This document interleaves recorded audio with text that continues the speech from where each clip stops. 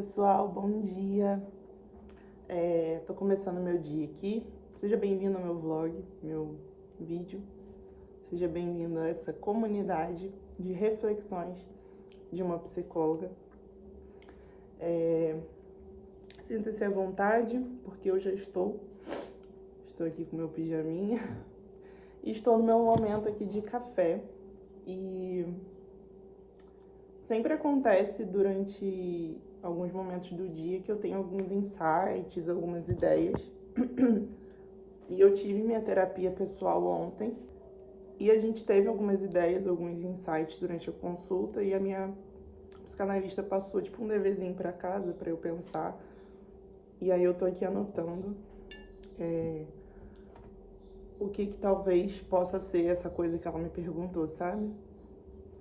E eu te convido a fazer isso também, a escrever, né? Você que não tem o hábito de escrever, que não tem o hábito de leitura, por exemplo, pode começar não só por um livro, mas principalmente pela escrita. Compra um diário, compra um caderno, faz o seu diário todos os dias. Tira um tempo do seu dia para fazer isso, porque isso é revolucionário, assim. Você vai perceber que vai revolucionar a sua vida, porque você vai começar a se entender mais, sabe? Muitas das vezes a gente quer conversar alguns assuntos que nem todo mundo está preparado para conversar. E às vezes o seu cônjuge, seu marido, sua esposa, quem, né, se for um homem que tá me assistindo, ou uma mulher, seu namorado, às vezes a pessoa não tá alcançando, ou não alcança aquilo que você quer conversar, ou é algo muito íntimo seu que você acha que não vai rolar conversar agora sobre isso, até mesmo com a pessoa que você se relaciona, ou algum amigo íntimo e tal. Ou você nem faz terapia ainda, nunca fez, que seria o local ideal para você estar expondo esses pensamentos. Mas assim, né, até porque eu acho que na terapia não tem reservas, né? Ali o terapeuta, ele não tá ali para te podar, não tá ali para apontar dedo. Não. Os três componentes da psique que vão se desenvolvendo desde o nosso nascimento. Nós temos o id, o ego e o superego, tá? O superego é que eu vou falar mais nesse vídeo hoje, porque ele representa a nossa moral e a nossa ética, tá? Os nossos valores morais e éticos são representados pelo superego. É ele que vai ditar os nossos valores morais, como a gente vai se comportar em sociedade, tá? E ele é um conselheiro pro ego. Nós temos id, ego e superego, tá? Então ele é um conselheiro pro ego. Só que em algumas pessoas esse conselheiro pode ser mais ditador, ou ele pode ser apenas um conselheiro, alguém que aconselha, tipo, mais good vibe, sabe? Eu vou dizer pra vocês, assim, eu tenho um superego muito, assim, castrador demais, ele é muito severo, e eu sou uma pessoa que me cobra muito, então isso mostra que o meu superego, isso não tá falando de ego, tá, gente? Ego inflado, não estamos falando disso, tá? Pra quem é leigo, pra quem nunca estudou essa parte de psicanálise, não estou falando de ego inflado, não, superego não tem nada a ver com isso. O superego é o nosso representante da nossa moral, tá? E da nossa ética, e vai ser o conselheiro do ego. Isso a gente tá falando, trocando em miúdos, tá? Assim, eu tô usando termos mais fáceis para vocês entenderem.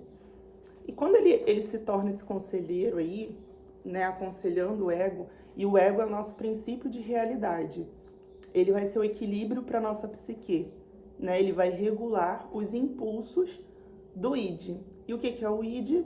Nossa libido, nosso inconsciente.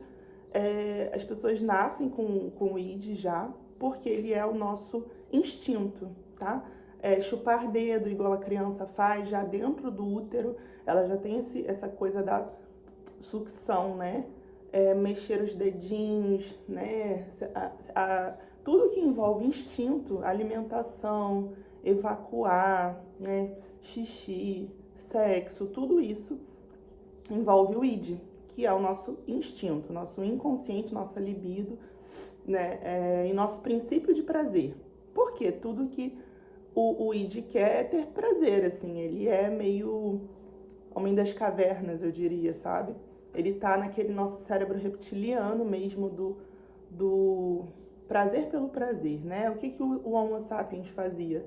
Ele caçava, ele transava, ele reproduzia, fazia filhos, protegia, não vou nem entrar em proteção, que aí vai cair em outro nível da psique, mas assim, fazia xixi, fazia cocô, isso assim, protegia a aldeia dele ali. Então o id é isso, né? Esse instinto, esse libido, esse princípio do prazer, que é uma frase muito usada pelo Freud também. Desejos, ou seja, resumidamente, o id são os nossos desejos, vontades e pulsões primitivas. Por isso eu falei do cérebro reptiliano, do Homo sapiens, né? Não é os termos que o Freud usa para estar explicando o id, eu estou usando para poder facilitar o entendimento de vocês. E aí o ego vai vir trazendo um princípio de realidade. Além do prazer que vem o id, tem o ego e o superego. O ego vai ser essa realidade, vai te puxar para a realidade. Ele vai ser esse equilíbrio. E aí esse ego vai ser esse equilíbrio entre o id e o superego, né? E aí o ego vai regular os impulsos do id, vai tentar satisfazer de modo mais realista, tá entendendo? E adiar a satisfação do id. Por exemplo, né? Você sempre vai sentir vontade de fazer xixi ou cocô na rua, em algum momento na vida. Mas só por isso você vai fazer na rua? Igual um cachorro, um gato, um cachorrinho de rua? Não. Você vai esperar achar um banheiro, se bem que não vamos entrar nos critérios de homens que mijam na rua, né? Que abaixa a calça e mija. Não quero entrar nesse critério. Mas vamos falar aqui do ego. Ele vai te auxiliar a segurar esse xixi até encontrar um banheiro para você conseguir se aliviar e entrar no seu princípio de prazer que o id te oferece, que é fazer o xixi. Relaxei, tô relaxado, não tô mais apertada. Então o ego, ele vai ter esse papel de te falar, ó, segura o xixi, não faz agora, não faz na roupa, não faz em qualquer lugar, vamos procurar um banheiro. E aí você procura o banheiro e pum, resolve o problema, tá? Então é a sua sanidade vem do ego, tá? Que é esse que media e tudo, né? Que vai equilibrar toda a sua psique. E ele se desenvolve no primeiro ano de vida, tá? O ego, o id nasce com a gente, o ego se desenvolve nos primeiros anos de vida, para ser mais exata. E o superego, ele vai se desenvolver a partir do 5º ano de vida, tá? Com 5 anos, você começa a desenvolver a sua moral, a sua ética. É por isso que quando eu atendo crianças, eu sempre explico para os pais assim, olha, sua criança só tem 4 anos, ela ainda não sabe o que é moral, o que é ético, o que é certo dentro da sociedade, ela está aprendendo. Então, se ela bateu no coleguinha, assim, tudo bem, ela não sabe que isso é errado. Ela não entende que isso é errado pra gente, enquanto sociedade, né? Que bater é feio, é errado. Ela tá aprendendo. Então, assim, você não bate nela de volta porque ela bateu no amiguinho. Porque você tá ensinando pra ela que quando ela bate, ela vai apanhar. E aí ela tem que bater de volta em alguém. Tá entendendo? Porque na cabeça dela é assim, bati no meu amigo. Minha mãe me bateu, então toda vez que, né, ela vai fazer uma conexão ali, tá? De realidade. Eu bati. Apanhei, então é certo bater em alguém que bate em outra pessoa. Tá entendendo? Assim, a cabecinha da criança vai funcionar dessa forma. Então eu nunca incentivo os pais, nem mesmo a bater e nem mesmo ensinar a revidar.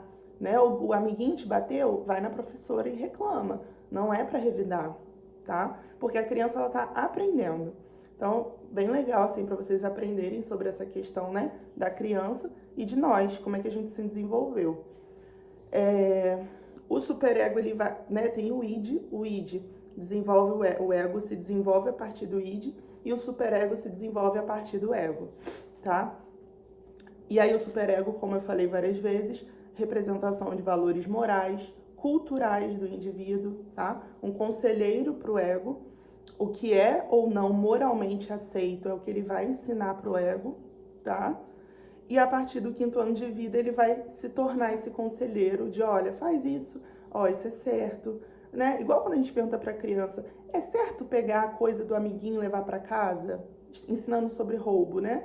Não, não é certo. E aí ele vai, não pode, tia, é errado. Com 5, 6 anos, ele consegue responder essa pergunta, tá? Menos que isso, fica complicado.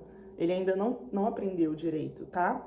Então, depois desse... Por quê? Por que do 5º ano de vida? Que é quando ele tem esse contato com a sociedade que começa a se intensificar mais, né? Geralmente a criança com 5 anos, ela já tá ali na pré-escola, já saiu da creche ou ficou sendo criada em casa até entrar para a escola.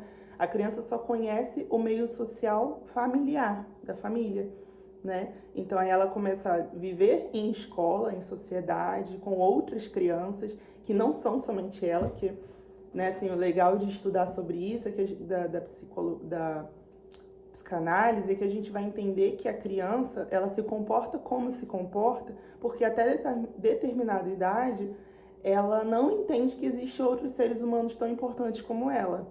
Ela acha que ela é a mais importante de todos, sabe?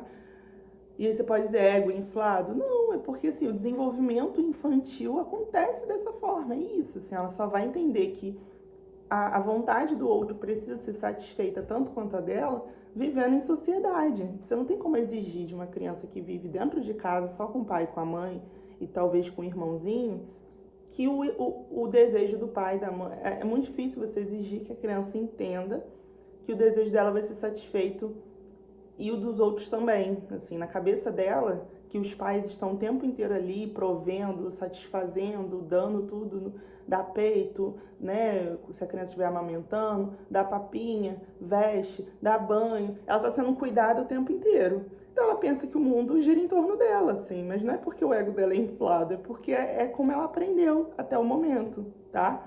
E aí ela vivendo em sociedade, ela vai ver que outras crianças tomam banho, outras crianças se vestem, que os pais vão lá buscar na escola, que todo mundo ganha as mesmas coisas que ela, não só ela. E aí ela passa a entender que ela não é a única na face da Terra, que ela não é o centro das atenções, tá? Então por isso que as crianças parecem mimadas nos primeiros anos de vida, todo mundo fala, essa criança é muito mimada. Não, é porque ela acha que o mundo gira em torno dela, assim.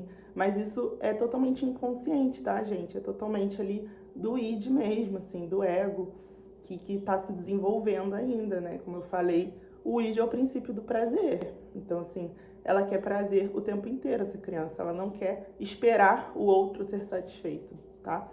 Então, eu caí nessa explicação toda para vocês entenderem um pouco sobre psique, assim, né? Falar um pouco para você se conhecer melhor. E assim, quando você escreve, você coloca todo mundo em ação, o id, o ego e o superego, né? Você vai entender qual é o seu princípio de prazer, né? Você vai entender qual é o seu princípio de realidade e você vai entender o que é moral e ético para você. E aí você lê tudo de volta e você vai ter uma boa reflexão, principalmente se você tiver com uma psicanalista te avaliando e te acompanhando. Eu ainda não sou psicanalista formada, eu não fiz o curso de psicanálise à parte da faculdade de psicologia, mas como eu estagiei o meu último ano de faculdade como abordagem psicanálise, eu posso aplicar essa abordagem sendo psicóloga, tá? Eu não tenho título de psicanalista, mas eu entendo muito sobre a área de psicanálise por ter estagiado nessa área durante um ano de estágio, né, na clínica escola. Fiz estágio em hospital também com uma psicanalista. A psicanálise precisa de tempo, assim, de 50 minutos a 1 hora, para desenvolver um pensamento, para acessar a psique dessa pessoa, acessar o inconsciente dela, tá? Então, o incentivo de hoje é esse, assim, escreva em livre demanda, faça no momento que for melhor para você, tá? Hoje é um sábado, parei para tomar café com meu marido, ele só não tá aqui no vídeo, mas tá em casa. E parei para gravar esse vídeo para vocês, para te incentivar. Escreva que vai te fazer muito bem, vai te levar a lugares que você não conhece, de dentro de você, sabe? E você vai se admirar com o que você escrever. E aí você me conta nos comentários depois o que você aprendeu escrevendo sobre você. E principalmente, procure a mim ou algum outro psicanalista ou psicólogo, tanto faz, que possa fazer esse trabalho contigo de ouvir tua escrita, assim. Eu gosto quando o paciente lê textos para mim que ele fez, poesias. Eu acho bem bacana para trabalhar dentro de consultório, assim, do setting terapêutico, né? Eu acho que ali eu consigo acessar muito mais o que o paciente passou durante a semana do que propriamente quando ele chega e não tem muito assunto para falar comigo, tá meio sem jeito, né? Eu sempre peço, ó, não sabe o que falar na consulta, escreve em casa, assim, um dia que você não tá bem, porque a gente pega esse material e elabora dentro da consulta. Então é isso, tá? Um beijo, um queijo, fiquem com Deus e até a próxima. Tchau!